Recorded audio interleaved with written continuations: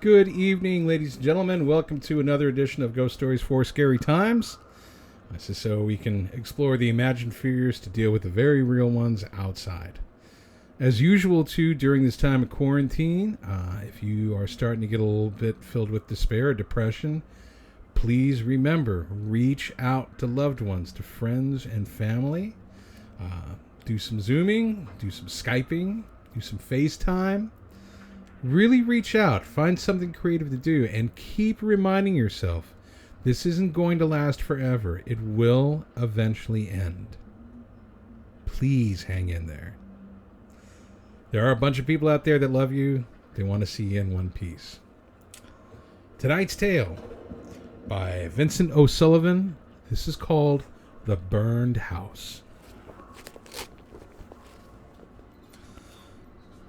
One night at the end of dinner, the last time I crossed the Atlantic, somebody in our group remarked that we were just passing over the spot where the Lusitania had gone down.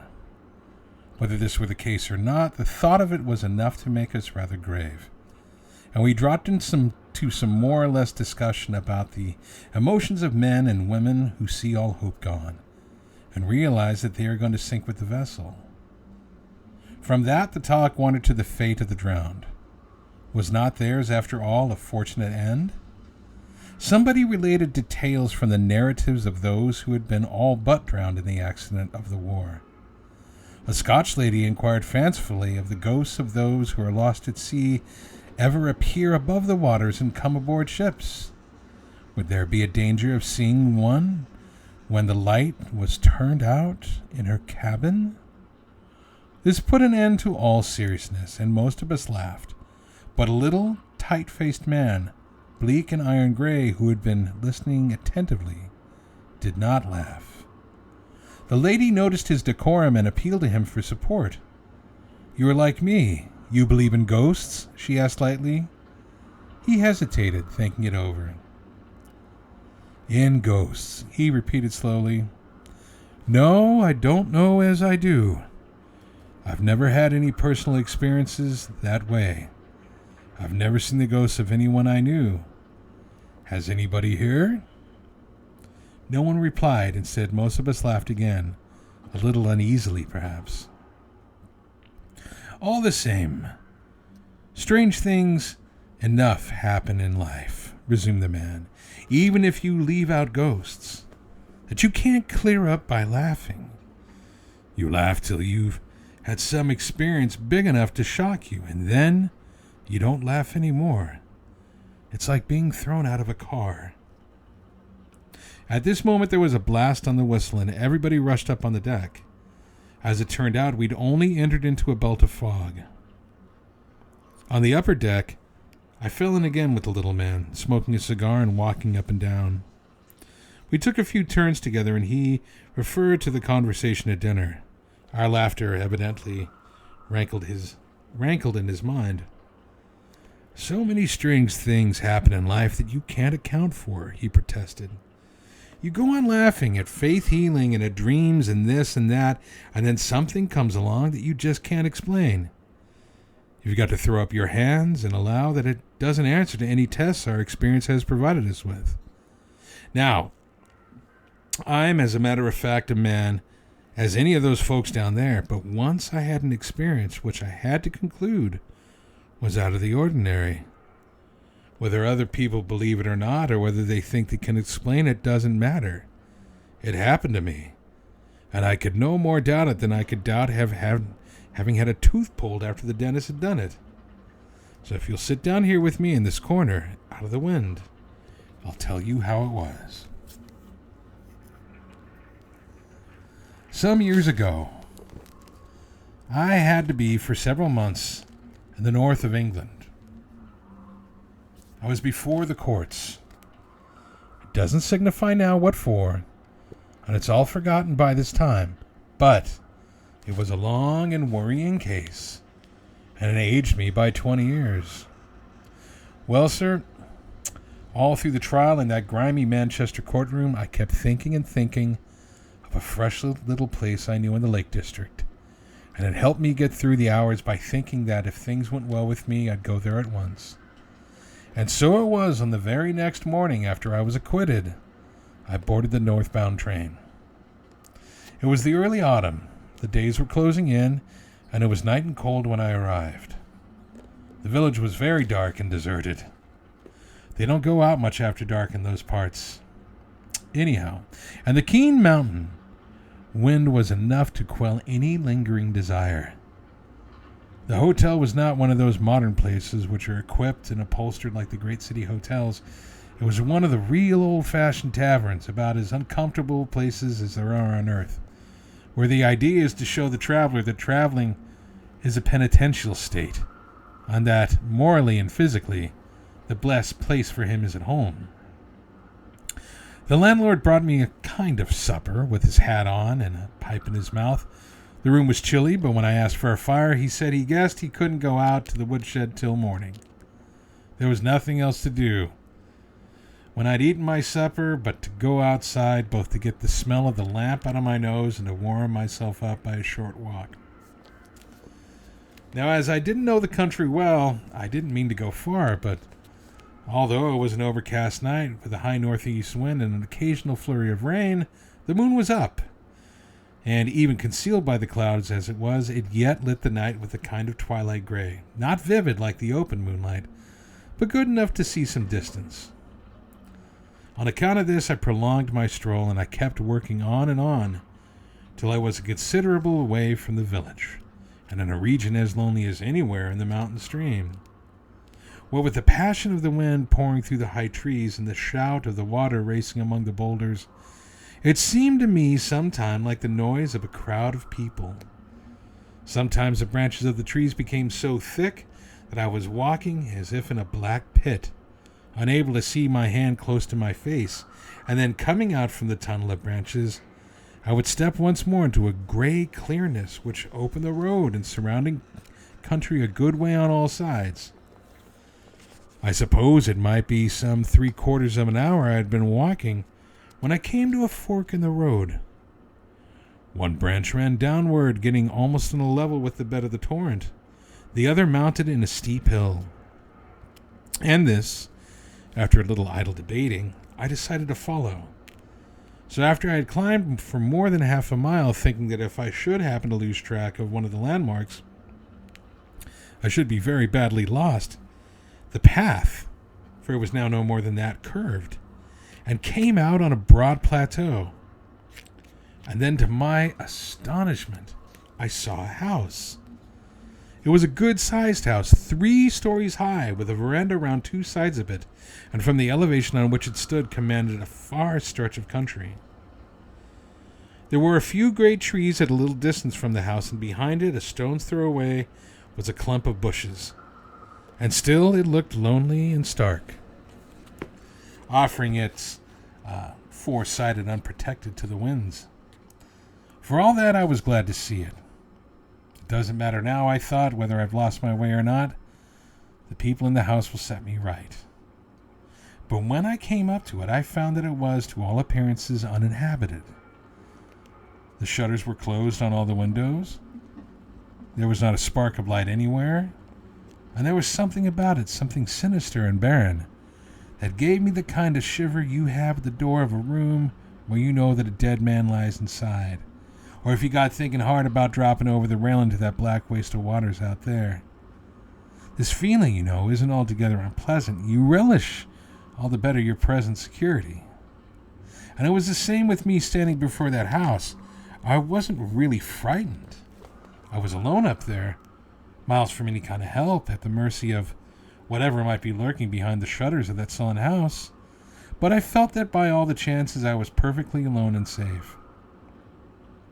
My sensation of the uncanny was due to the effect on the nerves produced by wild scenery and the unexpected sight of a house in such a very lonely situation. Thus I reasoned, and instead of following the road farther, I walked over to the grass till I came to a stone wall, perhaps 250 yards in front of the house, and rested my arms on it, looking forth at the scene. On the crest of the hills far away, a strange light lingered, like the first touch of dawn and the sky on a rainy morning, or the last glimpse of twilight before night comes. Between me and the hills was a wide stretch of open country. On my right hand was an apple orchard, and I observed that a stile had been made in the wall of piled stones to enable the house people to go back and forth. Now, after I'd been there, leaning on the wall some considerable time, I saw a man coming towards me through the orchard. He was walking with a good free stride, and as he drew nearer, I could see that he was a tall, sinewy fellow, between 25 and 30, with a shaven face, wearing a slouch hat, a dark woolen shirt, and gaiters.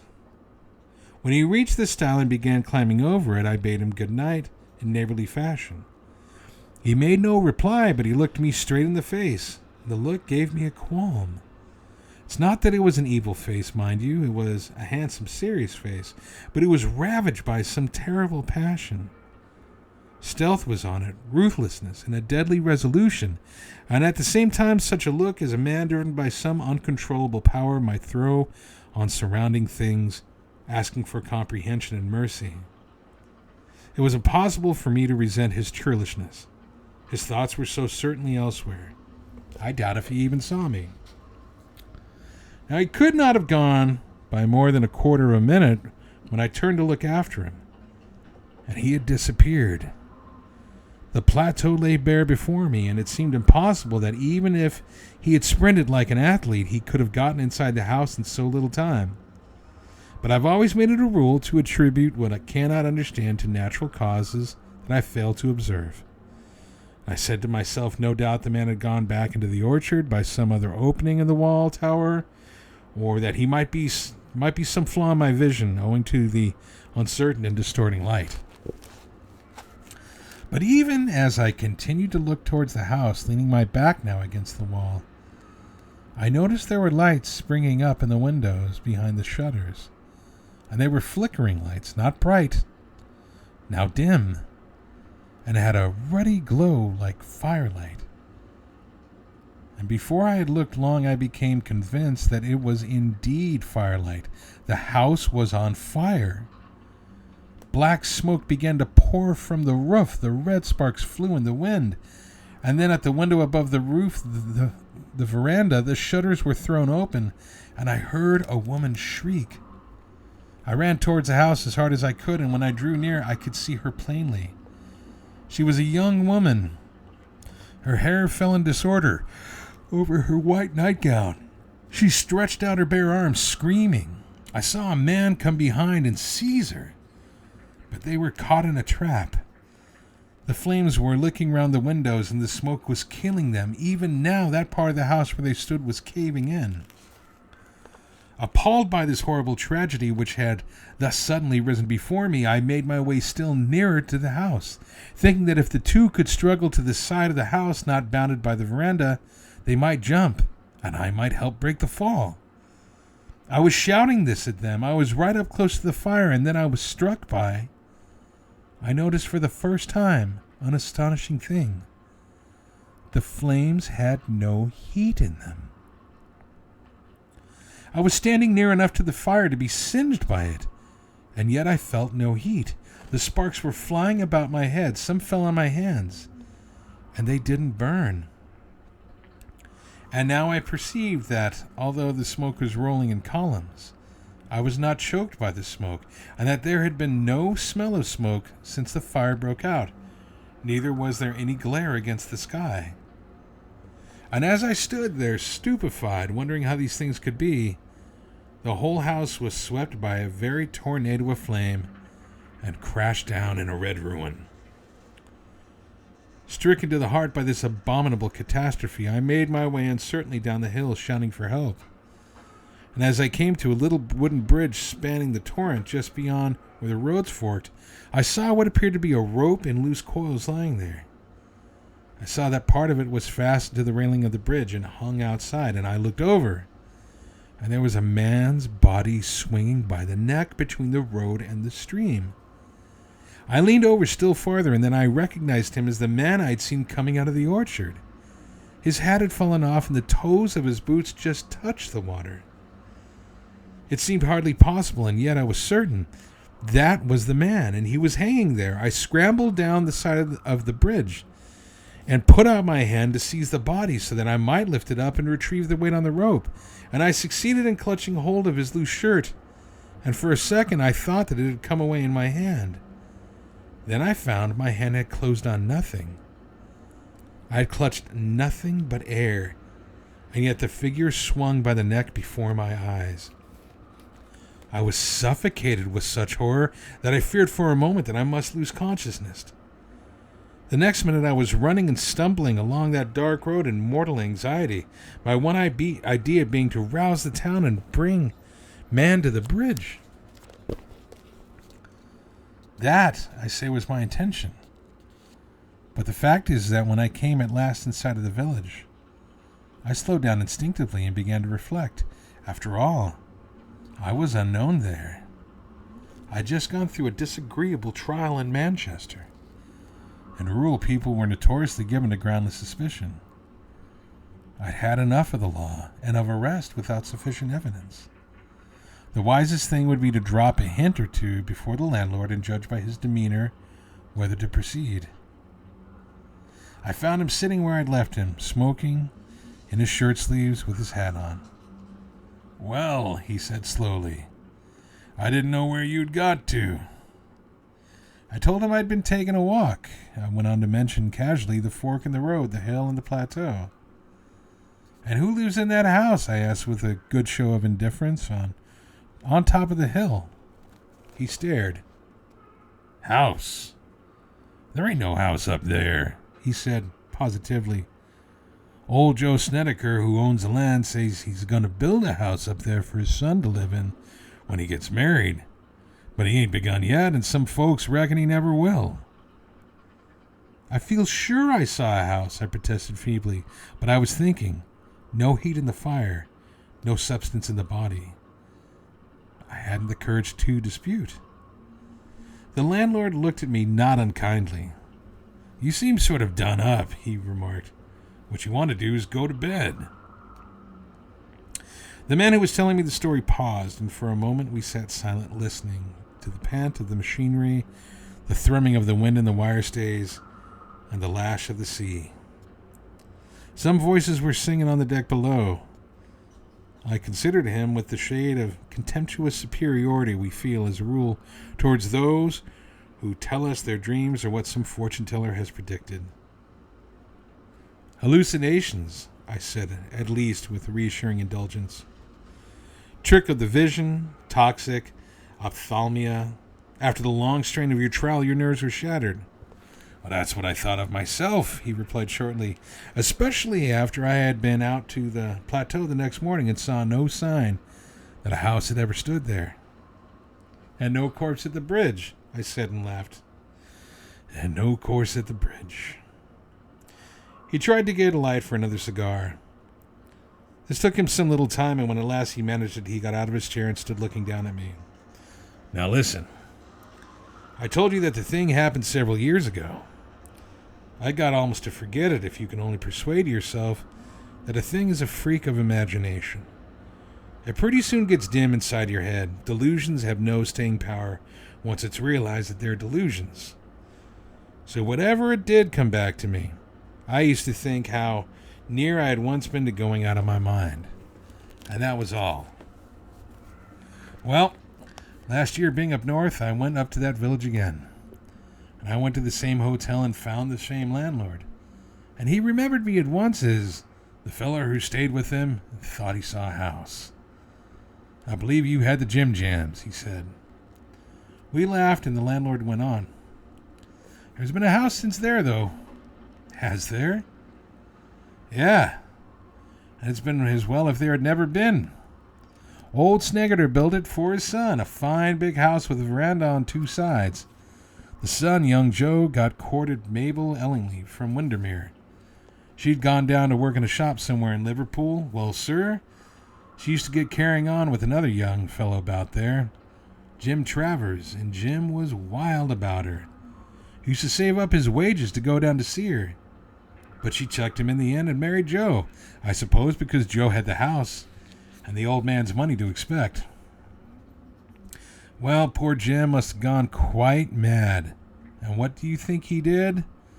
The very first night the new wed pair spent in that house, he burned it down. Burned the two of them in their bed.